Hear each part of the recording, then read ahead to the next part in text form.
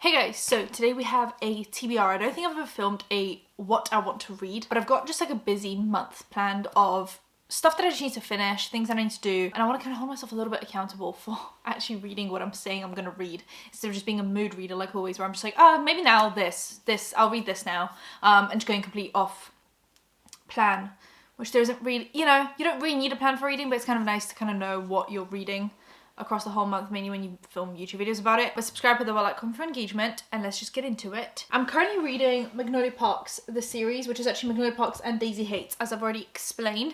So I've read the first Magnolia Parks and I've read the first Daisy Hates, which are just like, that's the title, Magnolia Parks, Daisy Hates. And they alternate, obviously, so it's all under the same universe, but it alternates with Magnolia being kind of the main character, and then Daisy Hates and Magnolia and Daisy Hates and Magnolia.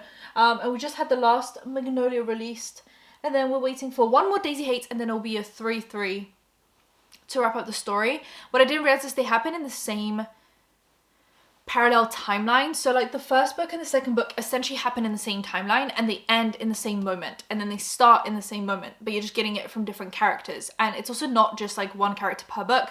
So obviously in Magnolia Parks, the POV is Magnolia and BJ. In Daisy Hates, it'll be Daisy, Julian, and Christian. So that will be the POV, with Julian being Daisy's brother and then Christian being her love interest. So I just finished Daisy Hates, and I'm reading Magnolia Parks The Long Way Home, and this one is really long and juicy. Like this is a thick book, and the font is so small. I don't know why we have so much written in this book. That's what I don't get personally. Anyway, how many pages is it? It's about 525, 526 pages. There's like a text on the last page that I didn't want to see. I don't want to see what's in it.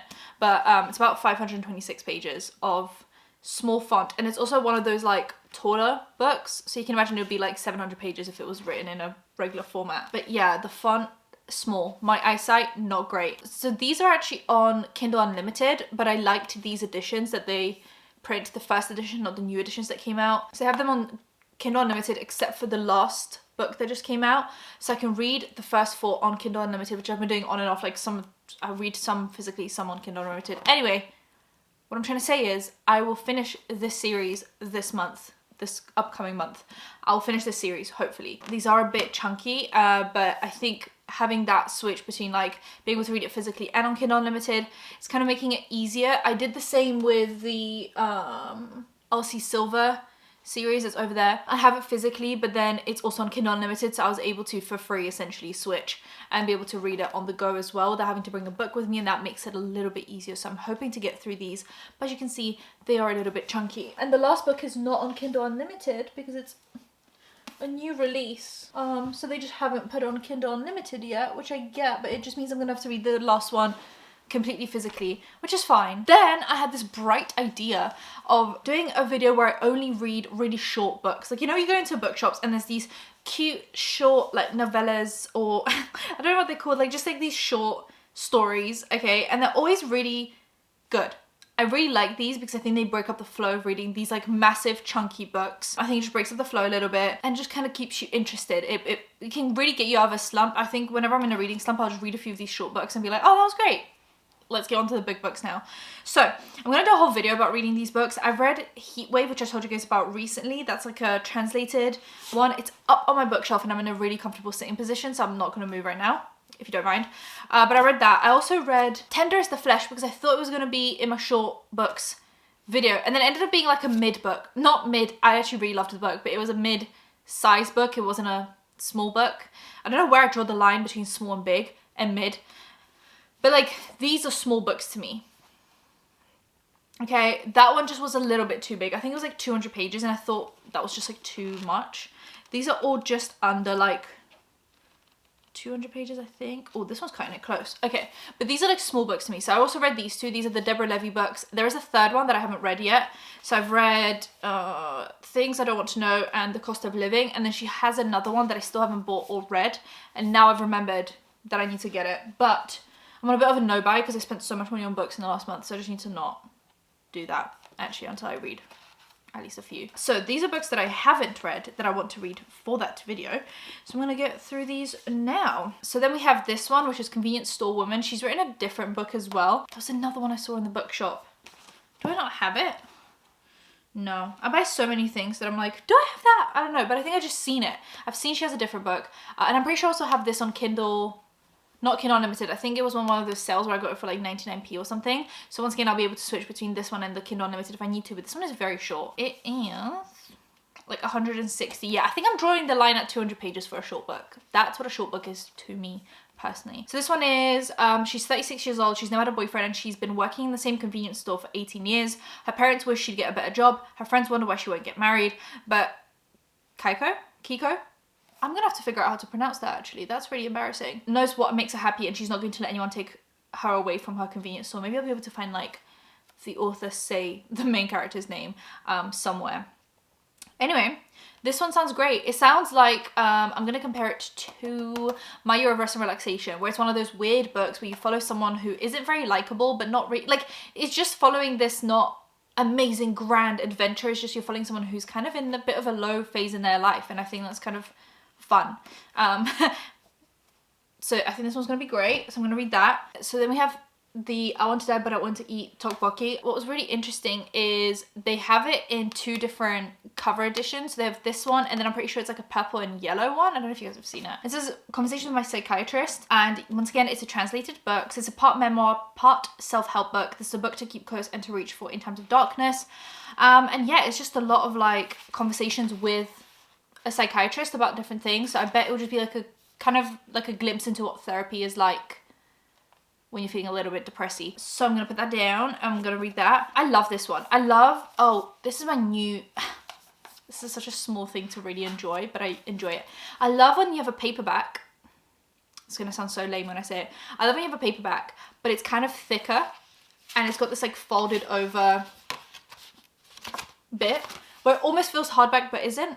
Does that make sense? Like, it's not a hardback, it's not a paperback, but it feels a little bit more expensive, just because it is like thick and double lined and kind of like folded over. Anyway, this is apparently the book of the year by The Times, Observer, New Statesman, Financial Times, Irish Independent, and Times Literary Supplement. It's been shortlisted for the Booker Prize 2022. It's Claire Keegan's Small Things Like These, and it is about, so it's 1985 in an Irish town. During the weeks leading up to Christmas, Bill Furlong, a coal and timber merchant, faces his busiest season. As he goes around the houses making deliveries, he feels the past rising up to meet him and encounters the complicit silences of a small community controlled by the church. I think this is something to do with religion, because Ireland is very religious, or at least was, but still is very much so, and I think it's going to be more of a talk about that. And I think that's a great format for a small book. A short book. Oh, this one's a bit thick. Let's see if it cuts it. This one feels a little bit thicker. Hold on. Oh, we're cutting it. Oh, we've cut it like, this one is 200 and like 12 pages. I think we can throw this in here. I think we can throw this in there. Another one of my favorite things that paperbacks are doing, it's this like matte canvasy type cover where it feels a bit like a school notebook. You know what I mean? And then just a very, this is what dreams are made of actually. That is lame. That is actually, I've shown everything I need to show about myself in this one. Oh, I haven't even said what it is. Diary of a Void, which is apparently darkly funny and surprisingly tender, which once again kind of gives me the vibes of like My Year of Rest and Relaxation, that kind of book where it's kind of like just a little bit dark, a little bit like icky, a little bit, but you know, it gets the point across. Miss Shibata refuses to clear away the coffee at work one day because she's pregnant and can't bear the smell. The only thing is, she's not pregnant. Being a mother-to-be isn't easy. She has 9-month ruse to keep up. Before long, it becomes all absorbing, and with the help of towels, stuffed shirts, and a diary app that tracks every stage of her pregnancy, the boundary between her lie and her life begins to dissolve. I mean, this is right, but like once again, this wouldn't work as a full-length novel because like how much can you really tell me about that? But it's perfect in this format. I can't wait to read this. Then we have Halle Butler, The New Me. In a windowless office, a woman explains something from her real non-work life about the frustration and indignity of returning her online shopping to her colleagues. One wears a top knot, another checks her pedometer. Watching them all is Millie, 30 years old and an eternal temp. She says almost nothing, almost all of the time. But then the possibility of a permanent job arises. Will it bring the new life Millie is envisioning, one involving a gym membership, a book club, and a lot less beer and TV, finally within reach? Or will it reveal just how hollow that vision has become? Apparently, oh wait, this one also feels a bit, we've made it just in 191. Perfect. I don't know why I'm so set on it being below 200 pages, but that's just what feels right. This one on Goodreads had a lower rating than what we usually see with books. I think it was like a 3.5 or something. But I think it's because, well, from what I read from a few of the reviews, is that the protagonist is unlikable.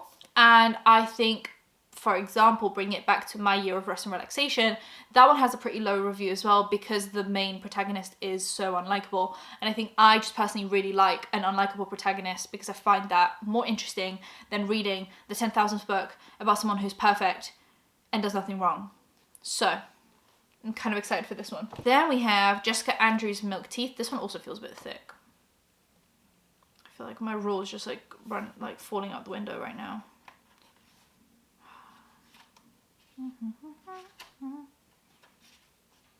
I mean, yeah, it's about 260 pages, so it's probably on par with Tender as the Flesh, kind of, but I just still consider this a short book. I don't know. I don't know. These rules, they don't really exist. So yeah, I'm gonna read this, Milk Teeth. A girl grows up in the northeast of England amid scarcity, fearing her own desires and feeling undeserving of love. Years later, living in a tiny rented rooms and working in noisy bars across London and Paris, she meets someone who offers her a new way to experience the world. When he invites her to join him in Barcelona, the promise of care makes her uneasy. In the shimmering Mediterranean heat, she is faced with both pleasure and shame and must find out if she's able to change. And then we have another one of these paperback double pages. I think that's great. It really makes the difference to a paperback. I think that's great. And then you really don't need a hardback. This feels right. So we have Days at the Murasaki Bookshop. I love books about books because, once again, that's what brings me joy in life, okay? So from the beginning of summer to early spring, I lived at the Murasaki Bookshop. I spent that period of my life in the spare room on the second floor of the store trying to bury myself in books. The cramped room barely got any light and everything felt damp. It smelled constantly of musty old books. But I'll always remember the days I spent there because that's where my real life began. And I know without a doubt that if not for those days, the rest of my life would have been bland, monotonous, and lonely. The Murasaki Bookshop is precious to me. It's a place I know I'll never forget. And I think it's just one of those, like, once again, slice of life. You're following this like character kind of in a low point of their life, and it's great. Now there is more detail on the inside of the book. So she's 25 and the bookshop has been in her family for 3 generations. Oh, wait, what? Her boyfriend reveals he's marrying someone else. Well, damn, I think this is going to be a great read. Sounds like her life's really on the low and low. And this might be really, what's it called? This might be really ambitious, but I did buy hardbacks of the whole Sarah J Maas bookography that she has, bibliography. I basically bought every single Sarah J Maas book in hardback, which is where most of my funds for this month went. There we go. So those are those. I have literally all of them from Thrones of Glass to obviously Courts of Rose and something, Courts of Thorns and Roses, and then we have the last one, just the Crescent City one. Here I am back again. So it might be a bit ambitious with obviously how long these books are, and even though these books are short, they're probably going to take a while because altogether they make up a few longer books. I might be able to get through 1 or 2 at least of the Sarah J Maas ones, but that's where I want to start, and then I want to read those all in one go. I know, that's kind of crazy. I might need something to break it up a little bit. Maybe I'll just read them in between these short ones. Maybe that'll do it for me. But yeah, I'm gonna read from... I posted these on my Instagram stories and people asked me how I was gonna read them. I'm literally gonna read them as they came out. Like, I don't care if someone says you should read 5, 6, 2, 1, 5 to get the best experience. I'm just gonna read them as they launched. I know that Sarah J Maas recently said that Assassin's Blade is supposed to be the 3rd book in the series. I disagree with literally the woman who wrote this book. I'm just gonna read them as they came out because that's what brings me joy. And when I bought them and they were in these boxes, that's how they were and that's the order I'm reading them in, okay? So I'm literally gonna start from the Assassin's Blade, read all of the Thrones of Glass, which is 8 books, and the last one is, I could kill someone with that. It's a brick, okay? And then we're gonna go through A Court of Thorns and Roses, so go through all of that, and then there's that little like in-between book. It's called A Court of Frost and Starlight, and that's after the 3rd book, so that's the 4th book. And then we have Sarah J Maas Crescent City, we have House of Earth and Blood, Sky and Breath, and Flame and Shadow. That's how I'm gonna read them, and I hope I actually like them because I bought all of these books, and what if by book 1 I'm like, this sucks, I hate it. but it's almost like I felt like I just had to buy them. I don't know what it is. Maybe it's my shopping addiction. Maybe it's Maybelline. So I'm actually gonna leave you guys here. Let me know what you guys are reading this month and next month, and what you're reading currently, what you're planning on reading, what you're loving, what you're hating. That's what I want to know. Subscribe to the bell icon for engagement. I'll see you guys in my next one. Bye guys.